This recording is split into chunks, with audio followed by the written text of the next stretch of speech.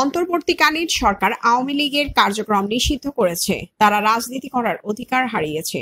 আমানুল্লাহ আমান, মুজিবুর রহমান, কেরানীগঞ্জ, ঢাকা। বিএনপির চেয়ারপারসন বেগম খালেদা জিয়ার রাজনৈতিক উপদেষ্টা ও সাবেক ডাকসুর ভিপি আলহাজ আমানুল্লাহ আমান বলেছেন, অন্তর্বর্তীকালীন সরকার আওয়ামী লীগের কার্যক্রম নিষিদ্ধ করেছে, তারা রাজনীতি করার অধিকার হারিয়েছে। আসন্ন নির্বাচন বাধা দেওয়ার ক্ষমতা কারো নেই, কোনো ষড়যন্ত্রই আর কাজ হবে না। প্রধান উপদেষ্টা ঘোষিত 2026 সালে ফেব্রুয়ারি প্রথমার্ধে হবে আসন্ন সংসদ নির্বাচন।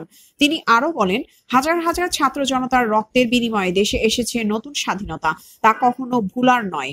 আজ বুধবার কেরানীগঞ্জ মডেল থানাধীন হযরতপুর এলাকায় শহীদ প্রেসিডেন্ট জিয়াউর রহমান ডিগ্রি কলেজের ছাত্রদলের আয়োজনে অনুষ্ঠিত নবীনবরণ ও মনজ্ঞ সাংস্কৃতিক অনুষ্ঠান 2025-এর প্রধান অতিথির বক্তব্যে তিনি এসব কথা বলেন।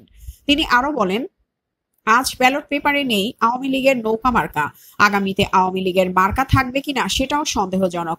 নবীনবরণ অনুষ্ঠানে উপস্থিত শিক্ষার্থীদের উদ্দেশ্যে বলেন, তোমরা বাসায় গিয়ে তোমাদের পিতামাতাকে বলবে আমান আঙ্কেল আপনাদের সালাম দিয়েছে এবং বলেছে অতীতেও আপনারা ধানের শীষে ভোট দিয়েছেন, এবারও ভোট দেওয়ার আহ্বান জানিয়েছে। তিনি আরো বলেছেন, কেরানীগঞ্জে উন্নয়ন অব্যাহত থাকবে, তোমরাও পিকনিকেও যাবে।